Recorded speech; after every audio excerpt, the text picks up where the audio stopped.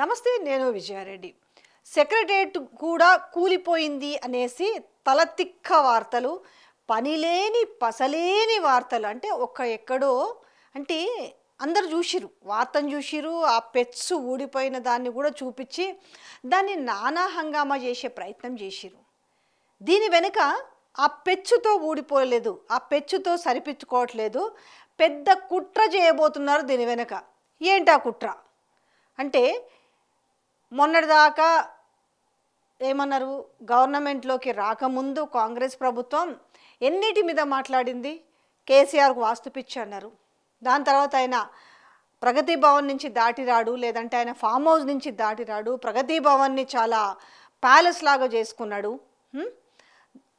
ఏది bullet proof bathroom ఉంది, ఒక రాజసౌధం లాగా ఉంది అనేసి, అంటే ప్రజలకు లేనిది ఉన్నట్టుగా చెప్పి నిజంగానే ప్రగతి భవన్లో బుల్లెట్ ప్రూఫ్ బాత్రూమ్ ఉందా, నిజంగానే అది ఒక రాజసౌధమా అనేలాగా క్రియేట్ చేసిరు. అంటే అబద్ధాలు వండి వండి వండి వార్చి ప్రజలు ఎంతో కొంత నమ్మేలాగా అంత బలంగా క్రియేట్ చేసిరు. ఈ సెక్రటరీ విషయం చెప్పే ముందు మీకు ఆ విషయాలు చెప్పిన తర్వాత ఇది క్లారిటీకి వస్తే మీకు చాలా క్లియర్గా అర్థమవుతుంది. ఇప్పుడు ఆ ప్రగతి భవన్లో ఎవరున్నారు? ఆ ప్రగతి భవన్ అనేది ఏంటి? అప్పుడు ప్రగతి భవన్, ఇప్పుడు దాన్ని ప్రజాభవన్ అని పెట్టారు కదా. ఆ ప్రగతి భవన్ అనేది ఏంటిది? అది తెలంగాణ ముఖ్యమంత్రి అధికారిక నివాసం. ఉమ్మడి ఆంధ్రప్రదేశ్లో ఉన్నప్పుడు కూడా అదే సీఎం అధికారిక నివాసం. దాంట్లోనే వైఎస్ ఉండే, దాంట్లోనే కిరణ్ కుమార్ రెడ్డి ఉండే. అంటే చాలా ఈ లేటెస్ట్ పీరియడ్సే మీకు చెప్తా. దాని తర్వాత 9.5 ఏళ్ళు 10 ఏళ్ళు తెలంగాణ తొలి ముఖ్యమంత్రి కేసీఆర్ ఉన్నాడు. దాన్ని ఏం చేసిరు? అసలు ఆయన కోసమే కట్టుకున్నట్టు, అది ఆయన సొంతం అన్నట్టు. బుల్లెట్ ప్రూఫ్ బాత్రూమ్లు అన్నారు, రాజసౌధాలు అన్నారు, వెండి పళ్ళాలు అన్నారు, బంగారు కుర్చీలు అన్నారు. ఎప్పటికైనా ఆ కుర్చీలో కూర్చున్న వాళ్ళకి ఏం జరిగినా కూడా 5 ఏళ్ళ తర్వాత ఖచ్చితంగా దిగిపోవాల్సిందే. ప్రజలు ఎలాంటి తీర్పు ఇచ్చినా, అందులో ఉన్న ఎవరైనా సరే, ఏ ముఖ్యమంత్రి అయినా సరే, ముఖ్యమంత్రి అధికారం, ఆ ముఖ్యమంత్రి పదవి ఉన్నంత మాత్రమే ఆ ప్రగతి భవన్ కానీ ప్రజాభవన్ కానీ అనేది. బట్ మరే ఫామ్ హౌస్ వదిలి రాని ముఖ్యమంత్రి అని చెప్పిన ఆయన ఫామ్ హౌస్ నుంచి పరిపాలన్నారు కదా. ఆయన అధికారికంగా సీఎం అధికారికంగా భవన్లో ఉండి కార్యకలాపాలు నడిపిండు కదా. కానీ ఇవాళ తెలంగాణ ముఖ్యమంత్రి ఎందుకు లేడు? మరి ఎందుకు ఈరోజు బయట పెట్టలేదు? ఈరోజు డిప్యూటీ సీఎం బట్టి విక్రమార్క కూడా ఉన్నాడు కదా, ముందు దాంట్లో సీతక్క కూడా ఉందని చెప్తారు కదా. మరి లోపట ఏమున్నాయో చూడు. కేసీఆర్ ఇంత అధునాతనంగా ఇలాంటి సౌకర్యాలు, ఒక రాజ్మహల్ను తలపించే సౌకర్యాలు, ఇది ఒక రాజ్మహల్ అని చెప్పేసి ఎందుకు బయట పెట్టలేదు? అంటే వాస్తవం ఉందా అందులో? వాస్తవం ఉంటే పెట్టే వాళ్ళ కాదా? ఇదిగో ఇది బుల్లెట్ ప్రూఫ్ బాత్రూము, ఇదిగో ఇది రాజసౌధము, ఈ పైన ఇది ఉంది, కింద ఇది ఉంది, ఇది అనేసి. కానీ దాని తర్వాత అక్కడికి డిప్యూటీ సీఎం బట్టి విక్రమార్క వెళ్ళడానికి కూడా ఒక 30 కోట్లు మరమ్మతుల కోసం కేటాయించారు. అదేం పెద్ద వార్త కాదు, ఎందుకంటే ముఖ్యమంత్రుల భద్రత కోసం ఏర్పరిచేవి, దాన్ని అట్లాగే సీక్రెట్గా పెడతారు. కానీ దాన్ని కూడా వీళ్ళు ఏం చేశారు? చిలువలు పలువలుగా చేశారు. ఏది? ఆనాడున్న ప్రగతి భవన్ గురించి. దాని తర్వాత వాస్తు దోషాలు, వాస్తు పిచ్చి కేవలం కేసీఆర్కు మాత్రమే ఉందనేసి కూడా అట్లా కూడా చాలా బ్యాడ్ ప్రాపగండా చేశారు. కానీ మీ అందరికీ తెలియని విషయం ఒకటి చెప్పాలా? ఇప్పుడున్న తెలంగాణ ముఖ్యమంత్రి రేవంత్ రెడ్డి కొడంగల్ 2018 ముందస్తు ఎలక్షన్లలో కొడంగల్లో ఎమ్మెల్యేగా ఓడిపోయినప్పుడు ఆయనకు నిజంగా వాస్తు నమ్మకాలు ఉన్నాయో లేవో తెలియదు. కానీ ఆయన కూడా మీరు అబ్జర్వ్ చేయరు, నేను చెప్పే పాయింట్ అవునా కాదో మీరు తెలుసుకునే ప్రయత్నం చేయండి. గేటు ఒకవైపు ఉంటే ఇది వాస్తు ప్రకారం మంచిగా లేదంటే ఇంకొక వైపుని గేటును పెట్టుకొని ఆ తర్వాత ఆయన మల్కాజ్గిరి ఎంపీ ఎలక్షన్లో పోటీ చేస్తే గెలిచిండు. అంటే అది దానివల్లనే గెలిచిండు అంటే అది కాదు. అంటే ఒక నమ్మకం మనిషికి ఎట్లుంటుందని చెప్తాం. దాని తర్వాత ఆయన కొన్ని రోజులకు ఆ ఎంపీ ఎలక్షన్స్ ముందులో చేతికి ఒక వెండి బ్రాస్లెట్, మీన్స్ కడియం లాంటిది వేసుకున్నాడు. చిట్చాట్లో ఉన్నప్పుడు మేము కూడా అడిగినాం, ఏంది రేవంత్ అన్న, మీరు ఏవి నమ్మరు కదా, మీరు జ్యోతిష్యాలు లేకపోతే న్యూమరాలజీ కనుక ఏవి నమ్మరు కదా, ఎందుకు ఈ వెండి కడియం వేసుకున్నారు అంటే, ఇదంతా ఎప్పుడు కొడంగల్ 18 ఎలక్షన్లో ఓడిపోయిన తర్వాత సంగతి నేను చెప్తున్నాను ఎమ్మెల్యేగా.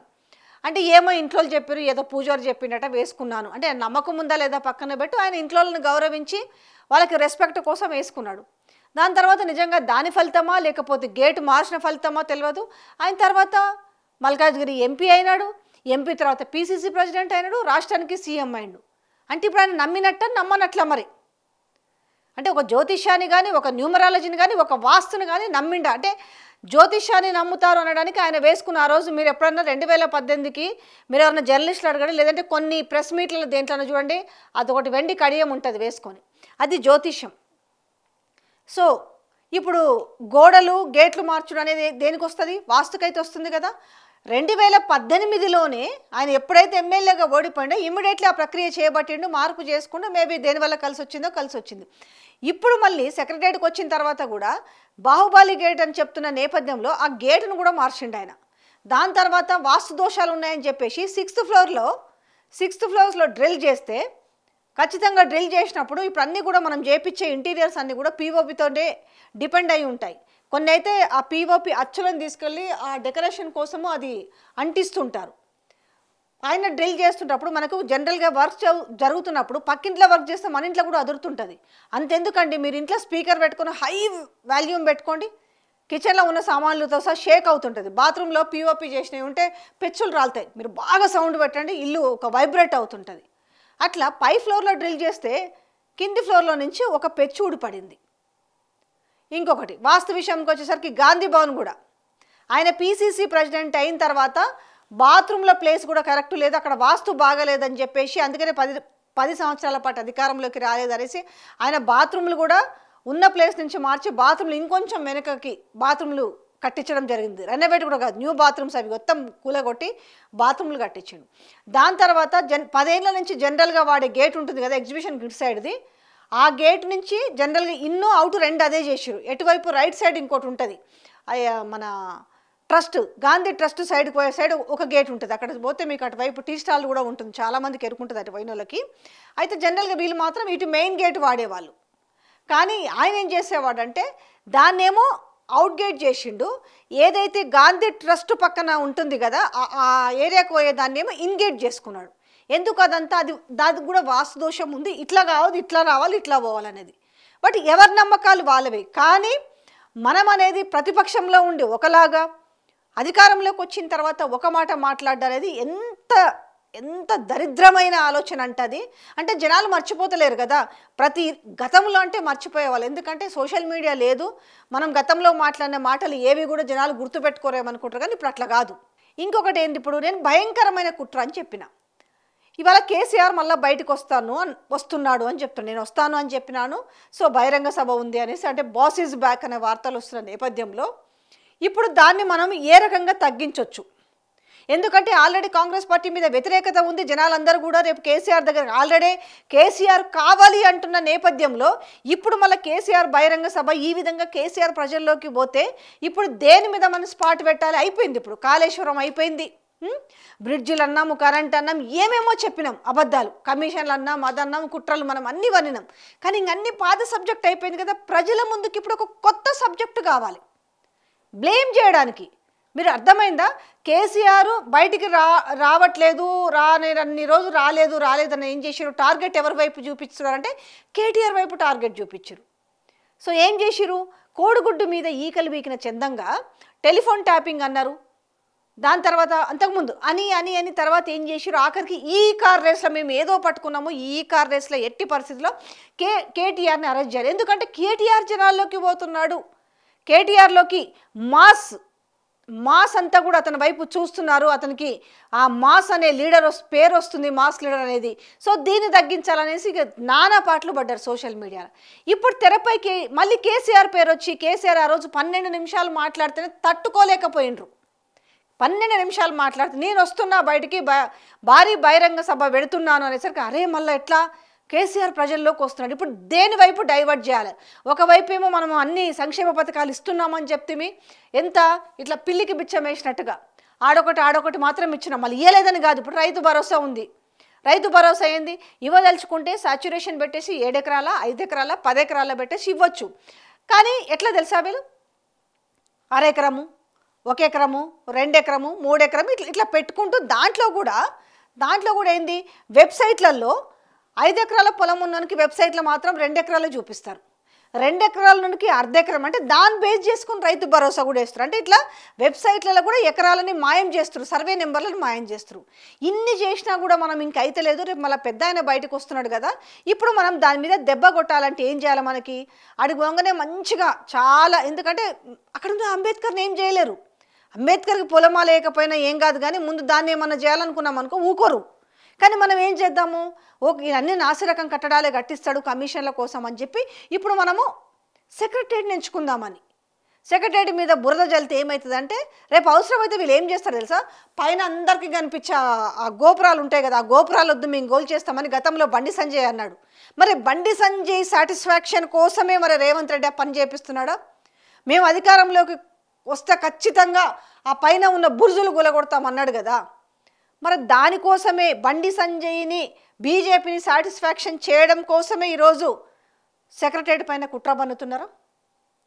నిజంగానే మీకు అంత డౌట్ ఉండి సెక్రటరీ బాగా కట్టలేదని అంటే, మీకు ఎప్పుడు ఆ కాళేశ్వరం మీద బాగా కూలేశ్వరం అని మేడిగడ్డ పగిలింది, అన్నారం ఎరిగింది, సుందిలా పలిగిందని మాట్లాడారు కదా, మీరు ఒకసారి ఆ దాంట్లోకి మీ గవర్నమెంట్ రాగానే సెక్రటరీలోకి పోయినప్పుడు చెక్ చేసుకోవాల్సి ఉంటుంది.